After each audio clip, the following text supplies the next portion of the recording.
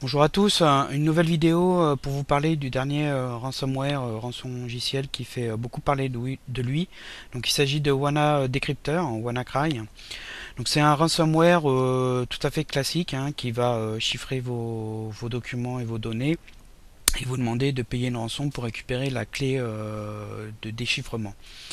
Donc jusque-là, rien de vraiment exceptionnel puisque ce type de logiciel malveillant est très actif depuis 2 ans. La différence, c'est qu'en fait, ce ransomware a une capacité d'autopropagation, c'est-à-dire qu'il peut infecter des ordinateurs tout seul, sans intervention de l'utilisateur. Donc ce type de menace, ça s'appelle des vers informatiques, worm en anglais. Ça n'a rien de nouveau, puisque il y en avait déjà en 2004. Et je voulais faire une petite vidéo pour expliquer un petit peu le fonctionnement, sachant que en plus de la fiche du WANA Decryptor, j'ai aussi fait un dossier sur les VR informatiques pour que vous compreniez bien l'enjeu et les problèmes de sécurité autour de ces VR informatiques. Donc j'ai une VM là avec Windows 7 et j'ai un dropper de WannaCry, WANA Decryptor, et on va tout simplement lancer ce dernier et on va voir ce qui se passe. Donc on a tout plein de processus qui se lancent et on a un avec un chiffre là qui fonctionne en service, qui est là. Et en fait, on voit que ce processus envoie plein de requêtes sur le réseau. Donc sur le port qui est le port 445, qui est en fait un port utilisé par un service réseau de Windows qui est lié au partage de fichiers.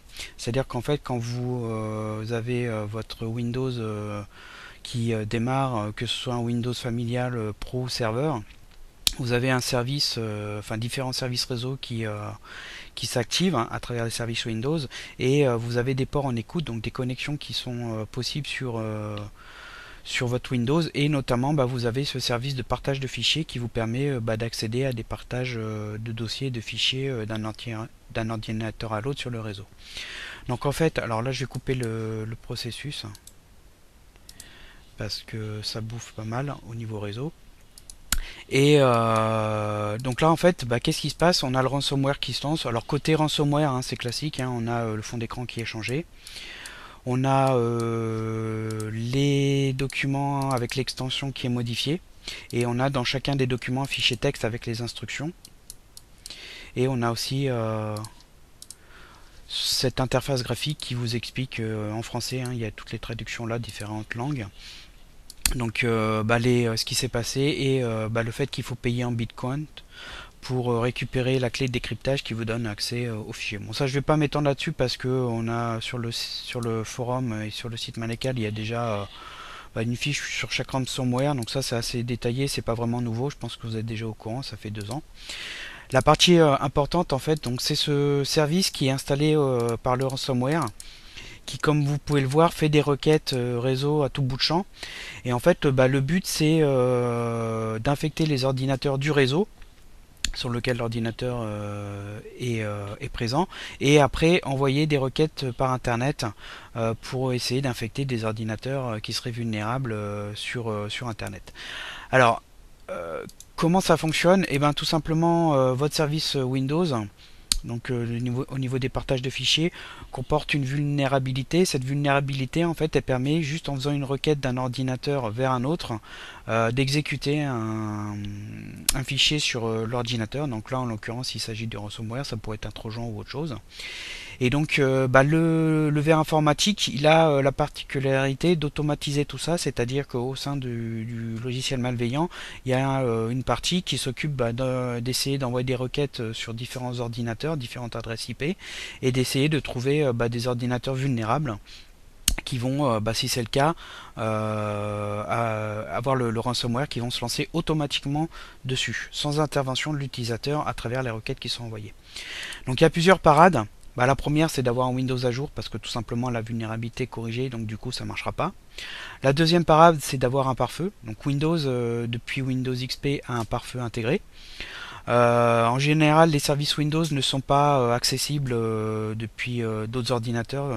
Le pare-feu Windows est configuré par défaut pour bloquer toutes les connexions. Seulement, le partage de fichiers, automatiquement, il est en général non autorisé, pour que vous puissiez directement pouvoir accéder au partage de l'ordinateur. Donc dans le cas de ce ransomware, c'est assez intéressant parce que c'est un service qui risque d'être autorisé sur le pare-feu Windows. Après, la seconde chose qu'il faut savoir, c'est que en France, la plupart du temps, vous vous connectez à travers une box, donc un routeur.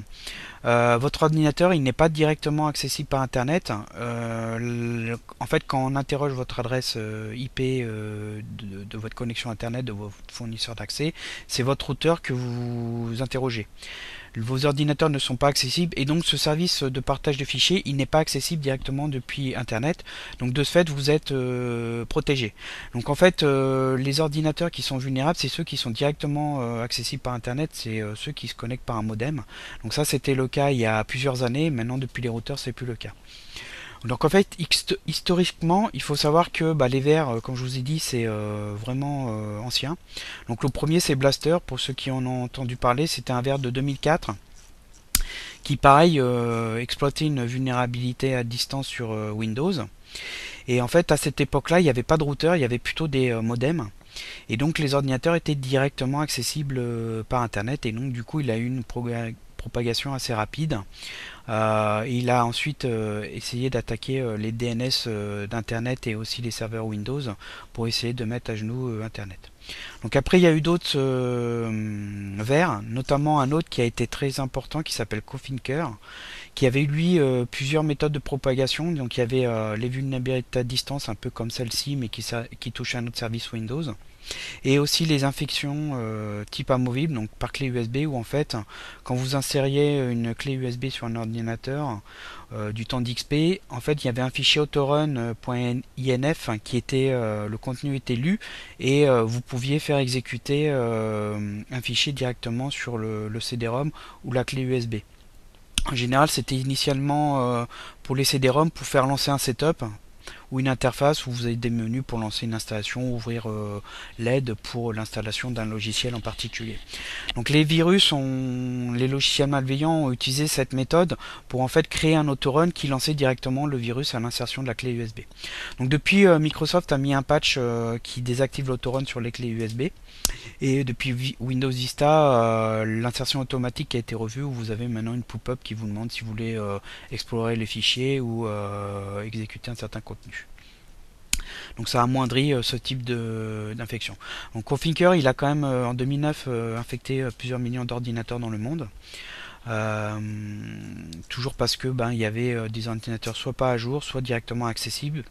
Et surtout en fait après les réseaux d'entreprise, c'est là le gros problème des vers informatiques, il suffit qu'il y ait un ordinateur infecté pour que des requêtes soient envoyées sur tout le réseau, et des dizaines ou des centaines d'ordinateurs au sein du réseau soient envoyés. Si ces requêtes sont vraiment virulentes, ça peut aussi mettre à genoux le réseau parce qu'il risque d'être saturé par ces requêtes. Donc WannaCry, au niveau du fonctionnement, il n'a rien d'exceptionnel. Ces méthodes, elles sont vraiment anciennes. En France, comme vous pouvez le voir sur la carte, on est relativement peu touché. C'est surtout la Russie et l'Ukraine et l'Inde qui sont très touchés, probablement parce qu'il y a encore beaucoup d'ordinateurs qui se mettent pas à jour et qui sont directement accessibles par Internet. Donc là, le gros souci, ça reste quand même les réseaux d'entreprise. Il faut faire des mises à jour, et puis il faut dans la mesure du possible laisser le pare-feu de Windows accessible. Donc je voulais faire une vidéo pour étayer la fiche WannaCry que je vais vous mettre en lien sur cette vidéo, pour bien expliquer ce qui se passe et que vous compreniez bien les enjeux. Et comme d'habitude, on vous conseille de faire les mises à jour Windows, laissez le pare-feu de Windows activé. En commentaire, je vous mettrai aussi un lien du site qui explique comment bien configurer le pare-feu Windows, parce que il n'est pas très bien par défaut paramétré pour bloquer notamment les trojans, c'est-à-dire cette fois-ci quand vous exécuter un fichier malveillant, un trojan downloader qui cherche à aller télécharger d'autres logiciels malveillants par Internet. On peut améliorer la sécurité en bloquant certains autres processus qui peuvent être utilisés notamment par des scripts malveillants ou d'autres processus système. Donc voilà, écoutez, je vous dis à bientôt pour d'autres vidéos, et faites bien vos mises à jour Windows.